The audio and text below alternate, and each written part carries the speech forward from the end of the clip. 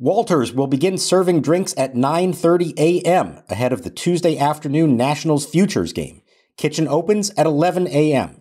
And for opening day on Monday, April 1st, Walters will open at 10 a.m., well ahead of the 4:05 start against the Pirates.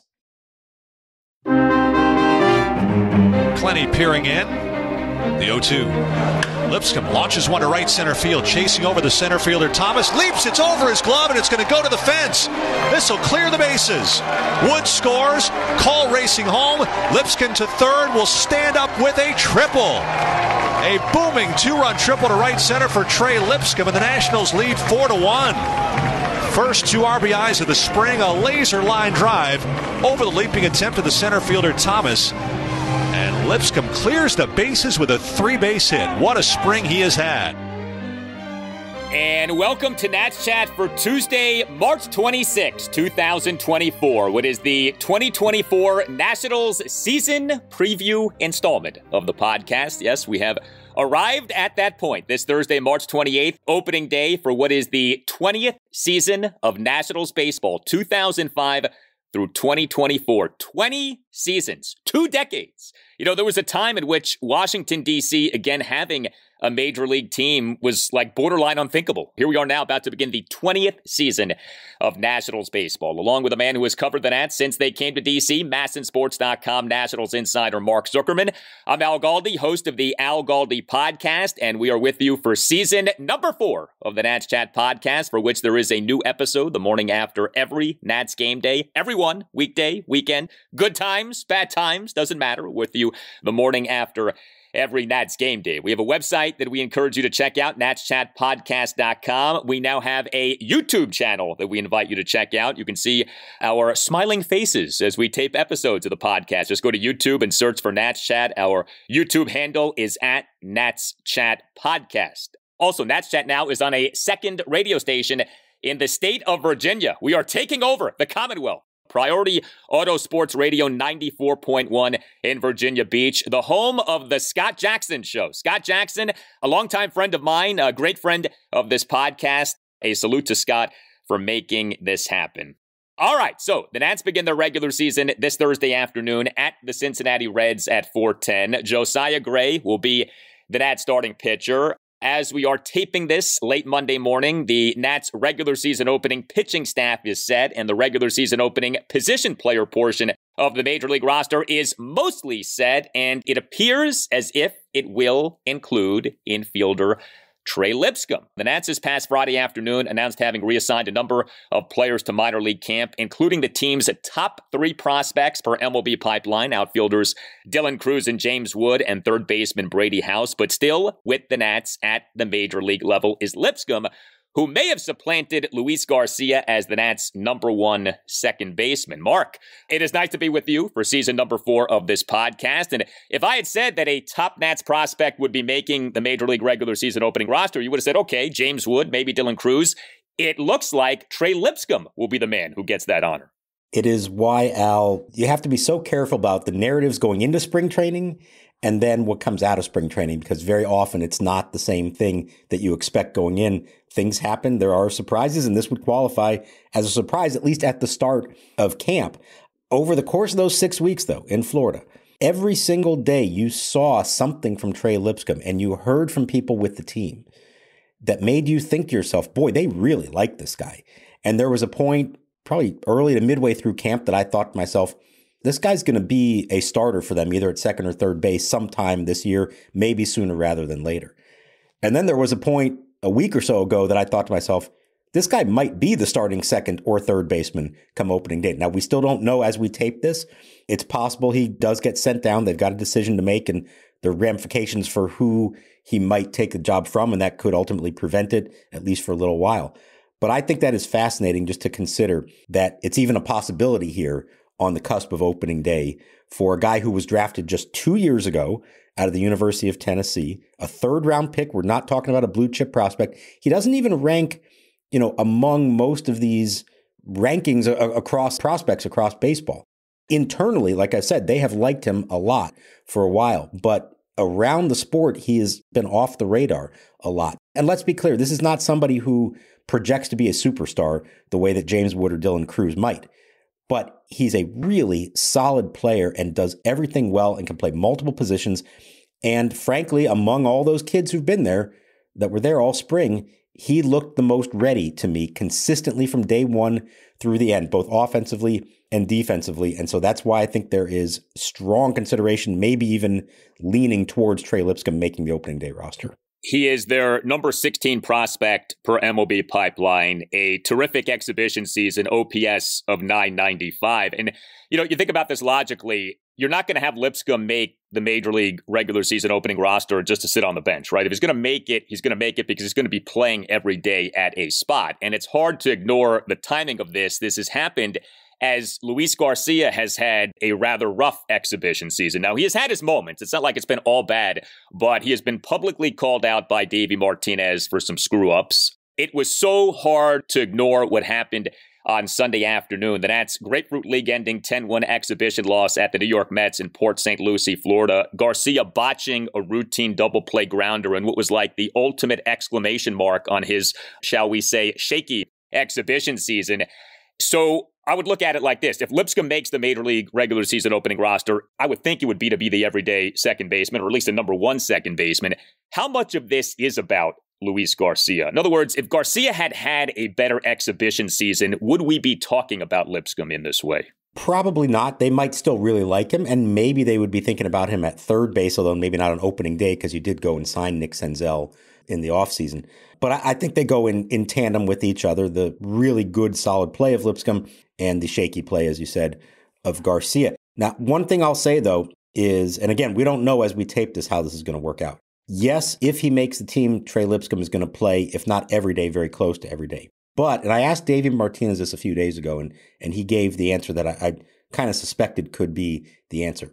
It doesn't necessarily have to be at the same position every day.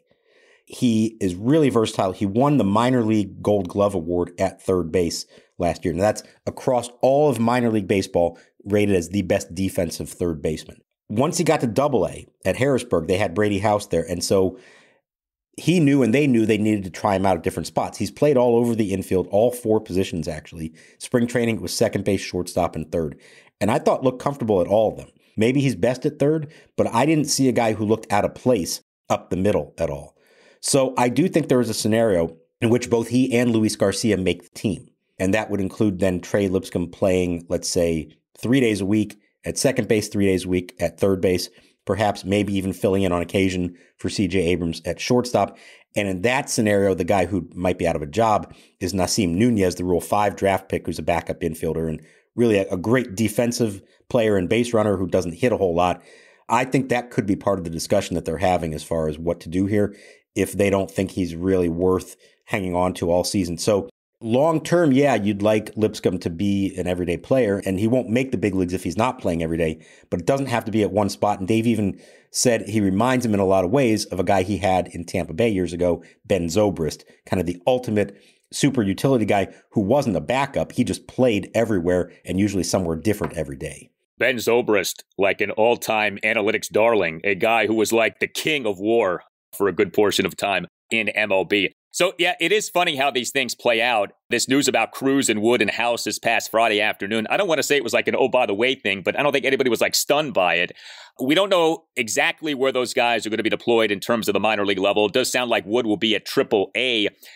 Is it safe to say that Wood will be the first among those three to be called up to the majors this season, or would you not say that? I think so, provided that he performs the way you expect him to. And again, none of these guys has played at AAA, including Lipscomb, by the way. That's why it would be a big jump for him if he makes the team. I think Wood, out of all of them, looked the closest to being ready, excluding Lipscomb. He started off with a bang. Obviously, we talked plenty about him earlier in the spring. Kind of cooled off along the way, but he did get hot again later. Hit a game-tying homer the other day, followed shortly after by Dylan Cruz with a game-winning single and a good ninth-inning rally. And then they were sent down the next day, of course, because that's how that always seems to work. I think Wood would be the first one to be called up, and I think it depends on his performance and when they believe he's ready, and then what you have at the big league level, whether it's the guys in left field, whether it's center field, or if you have an injury to something else, you could always look to call him up. From what I saw this spring, I think James Wood was a cut above the rest of those guys in terms of big league readiness. Dylan Cruz, Brady House had some moments, but for the most part, watching them, I thought to myself, they're not ready for this yet. They've got a ways to go. They look overmatched at times. That's not a bad thing. Like, it's supposed to be that way when you're that young and inexperienced and you're playing against big leaguers in spring training. So my hunch is that those two both go back to Double-A, where they ended the season, but really didn't spend a lot of time there last year. So I'm pumping the brakes a little on Cruz and House in terms of like early season big league debuts. I still think it can happen this year. And so much depends on what they do in season, not in spring training. But based on what I saw for the last 6 weeks, those guys looked to me to be a step behind, maybe even 2 steps behind where James Wood is at. Hey, Al Galdi here to tell you about Window Nation. March, a big month for the Nats, and March, a big month for windows. If your windows are cracked or leaking, won't open, won't stay open, now is the time to get great new windows from Window Nation, which is offering a terrific deal for listeners of the Nats Chat podcast. 2 free windows for every 2 windows that you buy, plus 0 down, 0 interest, and 0 payments for 24 months. Call 866-90-NATION or visit windownation.com and make sure that you tell Window Nation that you want the deal that you heard about from Al Galdi on the Nats Chat podcast. Window Nation windows come with a lifetime warranty. Window Nation can install your windows in a day or less. Take advantage of this offer. 2 free windows for every 2 windows that you buy, plus 0 down, 0 interest, and 0 payments for 24 months. By the time that you start actually paying for your new Window Nation windows, James Wood and Dylan Cruz will be seasoned vets. Call 866-90-NATION or visit windownation.com. That's 866-90-NATION or windownation.com. And make sure that you tell Window Nation that Al Galdi sent you. Pitch is taken in there, called strike 3. Fastball elevated toward the top of the zone, but Williams is called out. Strikeout number 3 for Rutledge in the second out, here at the top of inning number 5.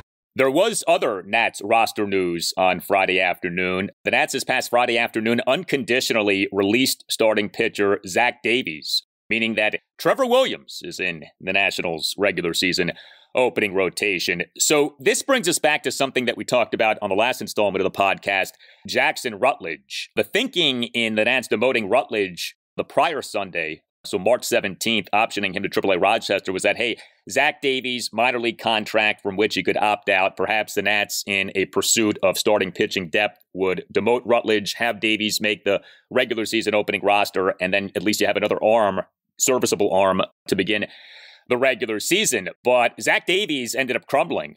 The Nats on Friday afternoon unconditionally released him. He in the 2024 exhibition season ended up with an ERA of 9. His final exhibition start was a disaster, 9 runs in 3 2/3 innings in a 13-4 loss to the St. Louis Cardinals in West Palm Beach, Florida, this past Wednesday evening. So you wind up with Trevor Williams in that rotation to at least begin the season. So, you look at this in hindsight and you say, boy, should they have optioned Rutledge when they did? Should Rutledge be starting the regular season at the major league level? Now, I do wonder if maybe the Nats are playing the service time game with Rutledge, and if they are, I'm fine with that. But given the benefit of hindsight here, should Rutledge be in that opening day rotation, or do you think that there is a wisdom to what the Nats have done here? I understand what they're doing here, and it's a couple of things. Number one, Rutledge made, 4 big league starts last year for the first time in his career. He is a guy who's had an injury history. I think they're going to want to watch his innings all year long. A little easier to do that at the start at AAA, where you can maybe space out his starts, pull him after 4 or 5 innings, even if he's pitching well, and save some bullets for later in the season. I think there's that. I think there's also, and you heard this all spring from Davey and Mike Rizzo and others with the organization, they kept bringing up the fact that they made it through last season with only 8 starting pitchers, and how unusual that was, and how they would love for that to be the case again, but they know it's probably not going to be the case. Guys are going to get hurt along the way. And so I think the thinking here is protect themselves from the unknown that's going to happen. And to know that Trevor Williams, while he may not be part of the future, and they're not expecting a whole lot out of him right now, and maybe on merit didn't deserve to be one of the top 5 starters to begin the year, they're going to need him to make starts along the way. So might as well start with him in the rotation and then move him out as things progress. Jackson Rutledge is going to be the first guy called up. Davey pretty much made that clear. Whenever there's a reason to, whether it's performance or for injury, he's going to be the first one up. Cade Cavalli, by all counts, they're hoping he's ready sometime around June. He's going to be getting the chance to pitch in the big leagues when that happens. And there are other young guys coming who are, a little further off, but I think they do expect to see them sometime this year. Mitchell Parker, DJ Hers, Cole Henry, all guys who were in big league camp and they liked. And so I think this is a classic case of we make a big deal about who's going to be the fifth starter on opening day. That doesn't mean he's going to stay the fifth starter for long. And reading between the lines, they gave him the job, yes, by default, but I think the leash is really short there. And I think the moment that either they believe Rutledge is ready or Williams struggles or Cavalli's ready or whatever else might happen, that they make that move and shift Trevor Williams to the bullpen. I don't see him making a lot of starts for the team this year. I think he is sort of the insurance plan for other things happening that you're not expecting. So if, God forbid, Mackenzie Gore or Josiah Gray got hurt, you wouldn't have to now move him from the bullpen back into the rotation. Let him start the year in the rotation. You can always then move him to the bullpen later on. And I do think that will happen, maybe even sooner than we all think. Well, and to that point, Davey Martinez has only announced the first 4 starting pitchers for the Nats for the regular season. Post-game session with you guys this past Saturday afternoon revealed the starters for games 3 and 4, Jake Irvin and Mackenzie Gore, with the idea presumably that Gore gets that number 4 spot to start the regular season home opener. But the Nats, as is usually the case, bunch of off days early in the regular season. So I would think that we may not see actually Trevor Williams make that first start until maybe a few weeks into the regular season. Is that what you're thinking? The first time they need officially a fifth starter would be the finale of the homestand before they go on a West Coast trip. I think that would be game 9 maybe of the season. So yeah, they haven't announced it, but I would not be surprised because, again, there's no true long man in the bullpen. There's guys who can pitch 2 innings, maybe 3 in a pinch. I would expect for that first week of the season that Trevor Williams is actually in the bullpen as a long man, and then eventually once they need a fifth starter, he takes the ball for that one.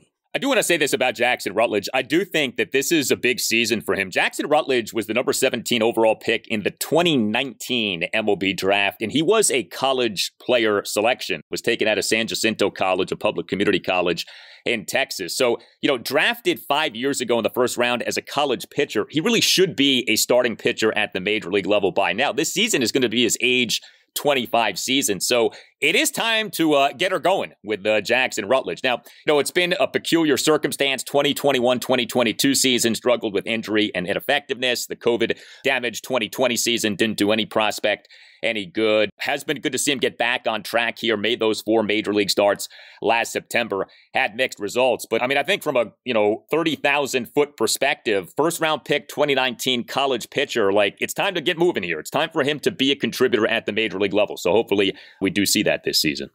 Yeah, 100%. I think they believe that. I think what they saw from him this spring, they saw progression from him and believe that he is, ready, if not close to ready. And I think in their perfect world, and we'll see how it all plays out, he could kind of be like what Jake Irvin was last year. First guy called up, maybe it's a month into the season, and then hopefully pitches well enough that he never goes back. That would be the ideal scenario for him. And they don't view him as, in the same category as a Mackenzie Gore, or Cade Cavalli, or even Josiah Gray. They don't need him to be the ace of the staff moving forward, but they would love for him to be a reliable big league pitcher for several years. And I think he is on the right track. It took a while for him to get there, but I do think he's on the right track. And I do think we're going to see him fairly early in the season, be my guess. The Nats bullpen to begin the regular season is as follows: Kyle Finnegan, Hunter Harvey, Dylan Floro, Tanner Rainey, Jordan Weems, Robert Garcia, Derek Law, and Matt Barnes. Garcia, the lone lefty in the pen to begin the regular season. And the Nats have officially placed relievers Mason Thompson and Jose A. Ferrer on the 60-day injured list. I guess no real shockers in terms of that bullpen to begin the season, but what jumped out at you? What jumped out at me was just how many guys they had who pitched really well this spring, and they wound up having to cut pitchers who any other year would have been locks to make this team. You're talking about Richard Blyer had a great spring. Jacob Barnes had a great spring. Robert Gesellman, who was one of the earlier cuts, had a great spring. Again, a year, 2 years, even during the Nationals' peak, they were always putting pitchers like that on their opening day staff.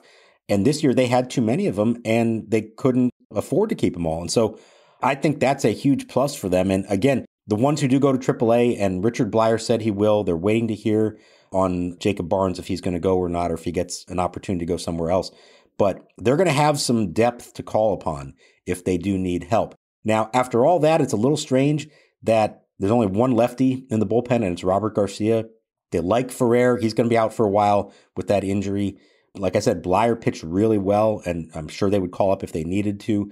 And even Joe Lasorsa, who was dropped from the 40-man roster over the winter, he had an excellent spring and somebody I think they would call upon. So I'll be interested to see how the composition of that shakes out over the course of the year.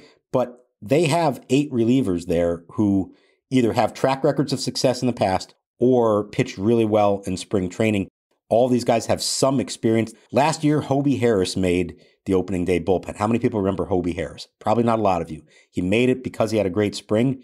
Didn't last for long. Wasn't very good in the big leagues. We may never see him again. That's not the case this year. Doesn't guarantee they're going to pitch well. We know how bullpen performances fluctuate year to year.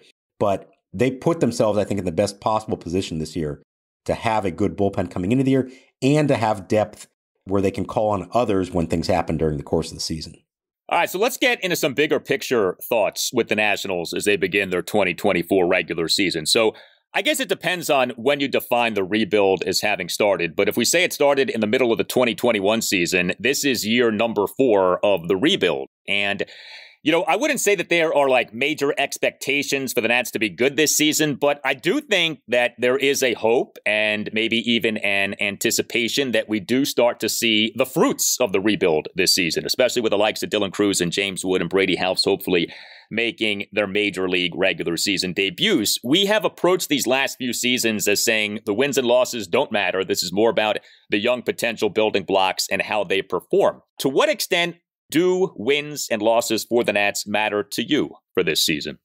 It's funny you asked that, Al, because that's a question I asked several people with the team here in the last week or two of camp, because I wanted to get their take on that. And what you heard from them was a little more than has been the case the last couple years, acknowledging that, yeah, it's time for this to start showing up in wins and losses. Now, they made a big step last year, getting from 55 to 71. That probably exceeded what they should have been. If you look at the peripherals and all that kind of stuff, they probably were a little lucky. They won a lot of close games. They had that really nice August stretch where it felt like they won 1-run games every single night. So maybe they weren't truly a 71-win team. But in my mind, I do think it's important for them to exceed that total this year. To get to 500, I think is probably asking for too much. Maybe in a best case scenario, they can pull something like that off. But I think somewhere in the mid-70s is appropriate. And really, the key to it, and this can still happen with fewer than 71 wins. You hope it isn't the case. But I've been trying to tell everyone, and I'm writing about it as well, I really think you have to look at this season in 2 parts. There's the team they're going to start the year with, and there's the team they're going to end the year with. And they're going to look different. And the team they end the year with is going to be hopefully all of, but if not most of, these top prospects, in addition to the young building blocks they already have here. And the idea would be that this is a team that continually gets better and more exciting and younger over the course of the season, so that by the end of this year, you're saying to yourself, okay, we see it all coming together now. They're all big league ready, and now we know where they could go a year from now. Now, bad things are going to happen. Unforeseen events are going to happen, of course, along the course of the season. But I do think it's reasonable to expect more wins from them. And I think it's important not to pay too much attention to how they do in April and May. I think this season is much more about what happens June, July, August, and September. Yeah, so I've said, and I said this late last season, I think this season is huge for this rebuild. I think this season is almost like a crossroads season in the rebuild. I think we're going to have a lot more clarity on whether the rebuild is working or not by the end of this season. I think one of the reassuring things about rebuilds in modern MLB is that when they work, you know that they work, and you don't really have to wonder if they work. And what often happens, and it's so interesting to me how this is that the step forward season ends up being a season or two prior to when you thought that season might be. Like, I think back to the Orioles, not last season, but in 2022, this giant step forward out of nowhere off having been atrocious for multiple seasons. I think back to the Cubs in 2015, making the NLCS in a season in which the Cubs were not anticipated to do that. I mean, even the Nats in 2012, I know they finished around 500 in 2011, but the Nats in 2012 ran away with the National League East. That wasn't anticipated. That was a 98-win ball club in that regular season. So what I'm really hoping for this year, and I don't know how likely this is, but that you get something like that with the Nats this season. Not necessarily a playoff-making season, but what if they finished around 500? What if they had a season like they had in 2011, 80 and 81 in that regular season? Like, that might announce, hey, this thing is working. Because I think when you are multiple seasons into a rebuild and you're still asking the question, is this working? I think chances are it isn't working, because if it was working, you wouldn't have to ask that question. It would be like just screaming obvious in your face that the rebuild is working. So I'm really anxious to see how this team performs this year. I think you make a great point about almost dividing the season into two parts, because I think there's a lot of truth to that. And so you wonder if we might see a surge by the Nats in the second half of the season, or at least much improved play by the Nats in the second half of the season to make that final record more appealing, to maybe have the Nats on the periphery of wild card contention. I know a lot of this sounds like glass half full talk, but again, if you look at these rebuilds, when they work in sometimes spectacular ways, and things just kind of all come together a season or two prior to when you thought they might. And so I think if you're a Nats fan, that's really what you're hoping for this year. Yeah, absolutely. And you cited examples of teams that were like that. The Cincinnati Reds last year kind of fit that category. My bold prediction here is I think at some point this summer, we're going to say to ourselves, hey, whoa, the Nats are kind of in the race, somewhat in the wild card race, fringes of the race. I don't think they're going to stay there all the way through the end.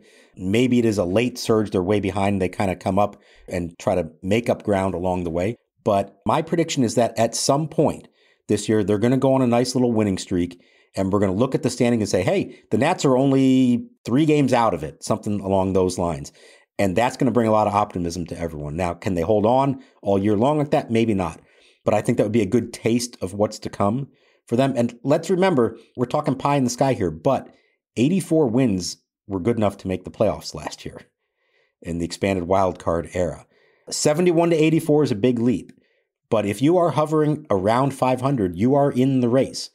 And so I think that's going to be something that'll be fascinating to watch as the summer plays out. If they are playing well and hovering around that mark, and now you start calling up some of the prospects, and we get to the trade deadline, I mean, it could actually turn into a very different kind of narrative for this team come July and August than we've seen here in a few years. Yeah, especially with the expanded postseason. You have to be really bad to not at least be on like the periphery of postseason contention come August. Like, you really have to be a bad team to not at least be in that conversation to some degree. So you would hope that the Nats at least are in that mix. Tim Shover's here to tell you about Game Time. Nats season is about to begin. Opening day coming up next week on Monday afternoon. Time to think about buying tickets again. Make sure to check out Game Time. What's great about the app is that you can see the actual view of all the seats in the venue, Nationals Park included, and it has the lowest price guaranteed. One feature that's great is zone deals. Save even more when you choose a section and let Game Time choose the seats. Take the guesswork out of buying tickets with Game Time. Download the Game Time app, create an account, and use code NATSCHAT for $20 off your first purchase. Terms apply. Again, create an account and redeem code NATSCHAT, that's NATSCHAT, for $20 off. Download the Game Time app today. Last minute tickets, lowest price, guaranteed.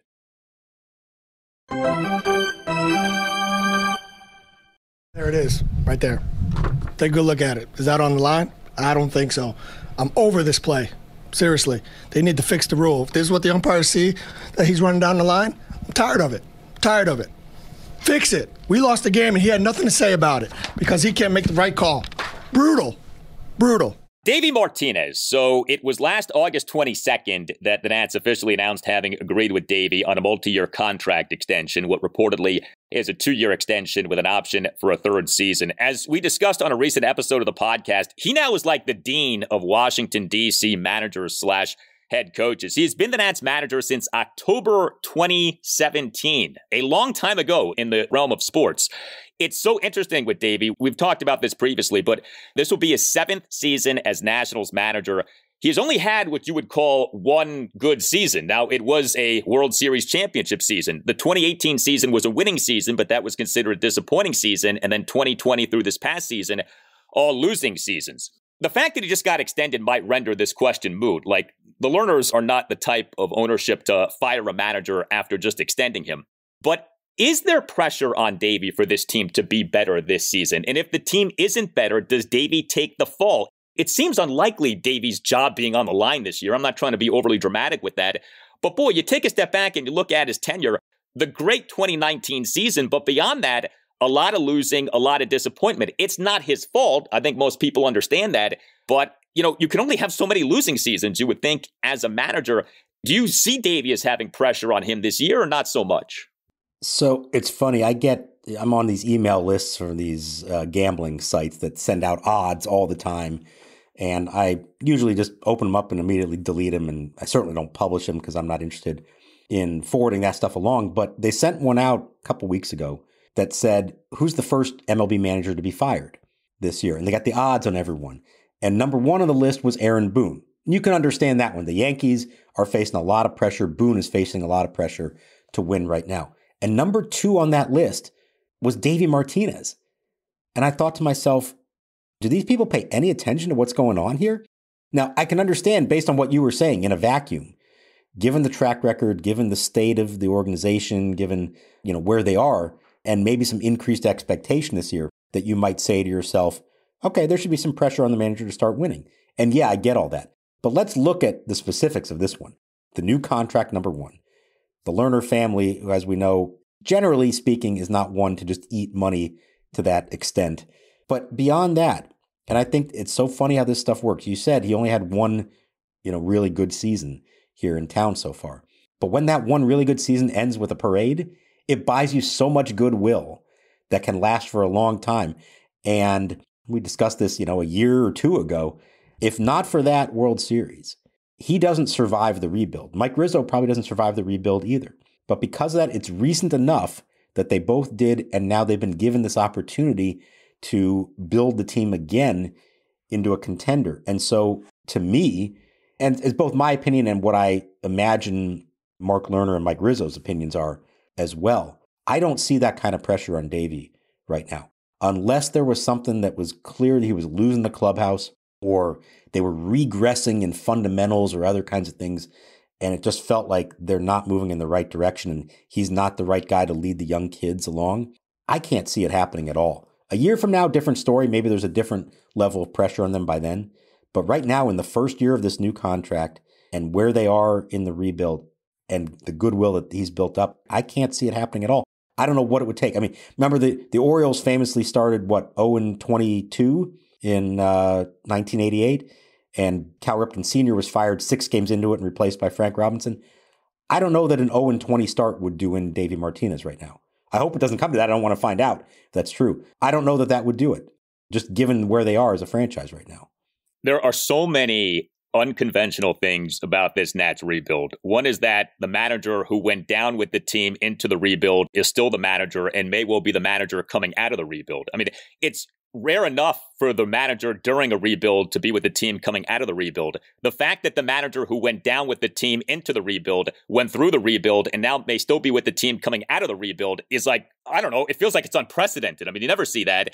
And then you have all the other stuff with the front office, which we talked about a few months back, and which I still think is an underemphasized item with the Nats over the last 12 months, this revamping of the front office beneath Mike Rizzo in the middle of a rebuild. That is not normal. That is not something that you usually see. And I think there are a lot of questions to be asked about that. You, of course, have what I still would label as ownership uncertainty. I know the Lerners are no longer openly selling the team, but I know that there are people who think that if the right offer came along, they would sell the team. So there's still that kind of floating around in all this. I want to get your take on this. The potential building blocks who have been at the major league level for a few seasons now. Josiah Gray, Mackenzie Gore, C.J. Abrams, Keibert Ruiz. We saw Gray have a really nice step forward season last season, so I'm assuming he's not the answer here. But out of those guys, Who most needs to demonstrate improvement this season, do you think?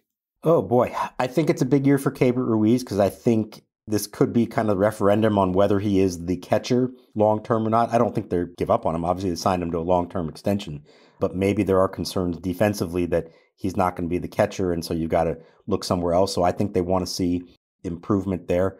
I personally believe this is going to be a big year for Mackenzie Gore. Josiah Gray got the opening day assignment, and rightfully so. Mackenzie Gore's getting the home opener, and that was by design, Davey revealed. He wanted to give him that honor. It's sort of like another indication of, hey, we are focusing on the young guys now. We're not living in the past anymore. So I think that was a good move. I really believe come the end of the year, Mackenzie Gore is going to be their best starting pitcher. We saw, I think, enough of it last year to see how good he can be when he's on. It's just a matter of eliminating those really bad starts or making those really bad starts just into okay starts, not having the blow-ups. But I think this is a big year for him to do that. So I'd probably put him there. I'd say the pressure on Keibert Ruiz. I think C.J. Abrams is going to be fantastic. I think we know what Josiah Gray is now. So pressure on Ruiz, but I think a lot of optimism about Gore. And I want to throw one other name into the mix here who we don't talk about a lot, but had a great spring, and that's Jake Irvin. And a guy who, again, not listed among the top prospects. He kind of came out of nowhere last year, and it's not like he was great for them, but he was solid in a role none of us were ever expecting from him. He closed out his spring with 15 consecutive scoreless innings, allowing, I think it was 4 hits and 2 walks in that time. Now, it's spring training. You don't want to read too much into it, and I'm not saying Jake Irvin's about to become number 1, number 2 starter, but if he can step up just a little bit for them, that could be this unexpected, like, number 3 starter for them in the long run. I could see him having a big year for them and a guy who we weren't really thinking of as a building block in the long term, actually putting himself in that mix. He was arguably the most pleasant surprise of last national season. And, we talk about like prospects, who's going to work out, who's not going to work out. They're not all going to work out. But another thing that you can get in rebuilds is what you just talked about, which is guys who weren't supposed to ever really be factors end up being factors. And maybe Irvin can be one of those guys. That would be great. The team certainly could use that. It's funny with Keibert Ruiz, he just signed an 8-year contract extension last spring training season. So you'd say, well, contractually speaking, what pressure is there? This guy's locked up for years to come. But of course, 8 years, $50 million, if it doesn't work out, it's not like you're wedded to this guy for years to come. I mean, it would be unfortunate if he didn't end up being the catcher for years to come, but it's not like, you have to stick by him no matter what. And yeah, it was a rough year last year, especially defensively. I'm anxious to see with C.J. Abrams. He demonstrated real improvement as last season went on. Is this guy a nice player, or can he be a great player? You look at where he was drafted. He was drafted in a spot that would dictate he has the potential to be a great player. How good is the good of C.J. Abrams? He's still so young. He offers that 5-tool player potential. Really interested to see if Abrams can take that next step this season and maybe establish himself as not just, again, a nice player, but a really good player, maybe even a great player. He has that talent. Yeah, I agree 100%. And what we saw in the second half from him last year was as good all-around play as you're going to see from any shortstop in baseball. Hit for power, ran the bases incredibly well, really improved defensively, and became a good shortstop in the end. And I think that's just the cusp of it. Again, this was a top prospect, as you outlined. He and Mackenzie Gore were big-time prospects acquired in the Juan Soto trade. There's a reason the Nats wanted both those guys in addition to the others who are still yet to arrive. I believe he can be a top 10 shortstop in the majors, maybe even top 5 shortstop in the majors. It's a very talented position, as we know. But I think around baseball kind of got overlooked what this guy did over the second half of last season. He was phenomenal in what he did, and the hope would be that was just the stepping stone to what he's going to be this year and beyond. All right. Are you prepared to put forth your prediction for the Nationals record in the 2024 MLB regular season? Season number 20 of Nationals baseball. Not since 2019 has this team had a winning regular season record. Does that change? Might that change in 2024? The floor is yours. The official Zuckerman prediction for the Nationals this coming season. I like how I have to go first, because now you can base your guess on what I say. You can underbid, overbid, whatever you want to do with that. As I said, I think really this year is about not how it starts, but how it ends. I think at the end of this year, you're looking at a roster that includes C.J. Abrams, Mackenzie Gore, Keibert Ruiz, Josiah Gray, Cade Cavalli, James Wood, Trey Lipscomb, Dylan Cruz, and maybe Robert Hassel or Brady House or both of them, in addition to what they already have in-house here. There's a lot of talent there, way more talent than we've seen here, maybe more young talent than they've ever had. Not proven talent, but young talent. There are going to be some growing pains along the way, probably. You can't expect them all to burst on the scene and be incredible. That just doesn't happen, although I guess it's kind of happened in Baltimore here in the last year or two. But that's not the norm. So there will be some bumps in the road. But like I said, I do think at some point this summer, we're going to look up at the standings and say, wow, the Nats are kind of in the race. And then I think they cool off at the end. And in the end, they finish with 76 wins, which is a 5-win improvement from last year. It's not a 500 record, but I think that's a good stepping stone for ownership to say, we are going to spend money next winter. We think we can contend in 2025. We have the pieces now in place. So I'm going 76 and 86. I mentioned this being season number 7 for Davey Martinez as Nationals manager. His first record was 82 and 80, 2018. I believe that will be the Nats record for this season. I am predicting a winning record. Yes, a step forward season for our Washington Nationals this season. Let the record show Al Galdi is more optimistic than I am. I am stunned. I am truly stunned. I am. And it's a weird deal because, like I said, I still think that there are a lot of questions with the bigger picture, ownership, the front office, the ability to draft and develop well. But what's undeniable is that there is a lot of young talent in this organization now, okay? And it's been acquired in all kinds of ways. And, you know, one of the biggest ways was cashing in the Juan Soto trade chip. But whatever, the talent that is here is the talent that is here. And while they're not all going to pan out, they're also not all going to miss, okay? I mean, let's be, like, realistic about this. Like, some of these guys I think are going to hit. And it's just a question of to what degrees do these guys hit. But especially if Wood and Cruz and House can hit the ground running, if Gore can have that step forward season, if Abrams can take another step, this could be, I think, an exciting, promising team this year. And why the heck not? We've endured enough losing over the life of this podcast with this team. Why not have a season that makes you feel good about things? So 82 and 80 for the Nationals in the 2024 regular season. 2 things I absolutely want to see from this team this season. Number 1, more home runs. It would be hard to hit fewer homers than what the Nats did last season, but let's hit some more bombs this year, even if that comes at the expense of making contact and getting a bunch of singles. Let's hit some homers this year. I think the Nats are positioned to do more of that. And number 2, the defense. I'm not sure what to make of the defense. There has been a lot of lip service paid to the defense. I'm a little troubled by some of what you have had to say and write about the defense in spring training and how things are going to end up being configured, especially with what went down with Joey Gallo, Eddie Rosario in left field, that scenario. So we'll see. But this team has not been a truly good defensive team in way too long. And one of the best ways to instantly be better is by being better defensively. And the thing about defense that I think is so interesting is that I think more so than hitting or pitching, it's something that can translate immediately from the minors to the majors. If you're a really good hitter in the minors, there is an adjustment at the major league level. If you're a really good pitcher in the minors, there is an adjustment at the major league level. If you're a really good defender in the minors, there really shouldn't be that much of an adjustment at the major league level. Good defense in the minors should be the same as good defense in the majors. And so can this team, especially with this hopeful infusion of high-level prospects, demonstrate great improvement defensively this season? I would love to see that. I have some real concerns about their defense, unfortunately. I hate to say it, but I do worry about regression at first base from Dom Smith to Joey Gallo, regression in left field, regression at third base from what they had with Jeimer Candelario to now Nick Senzel. We don't know who's going to be at second base yet, but that could be an issue. Catcher, we've talked a lot about.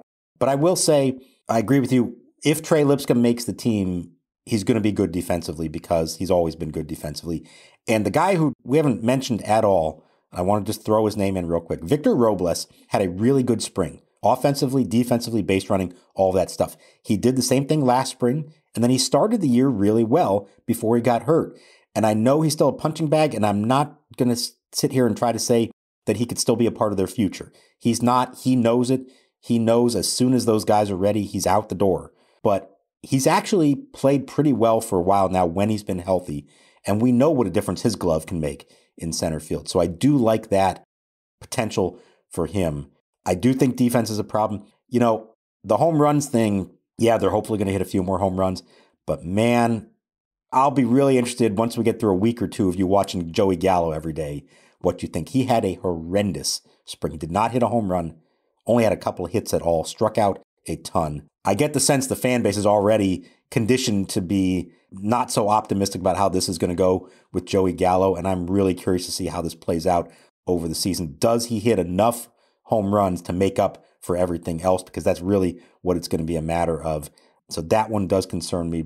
I'd like more home runs, yes, but is it going to be worth it for everything else you're sacrificing with a guy like that in the middle of your lineup? But go figure. I'm Mr. Pessimism today. I'll defer back to you, Mr. Optimism, Al Galdi. Hey, man, times are changing, so why not be glass half full? If you can't be optimistic now going into the season, when can you be optimistic? So we shall see. You tell us what you think. Hit us up on X at Nats_chat. You can email the show, natschatpodcast@gmail.com. Like I said earlier, we have a website that we invite you to check out, natschatpodcast.com. All Nationals radio highlights on Nats Chat are courtesy of 106.7 The Fan. Like I said, we are with you with a new episode for the morning after every Nats game day, so we will be back with you for an episode on Friday morning off the start of the Nationals' 20th season in Washington, D.C. For Mark Zuckerman, I'm Al Galdi. We thank you for listening, and we'll talk to you next time on the Nats Chat Podcast. Now the lefty's ready. Looking at the runner at first, kicks, delivers to the plate, and Wood belts it high in the air to deep center field. Back goes Sanoa at the warning track, at the wall, and it is caught. Goodbye! For the second day in a row, bang!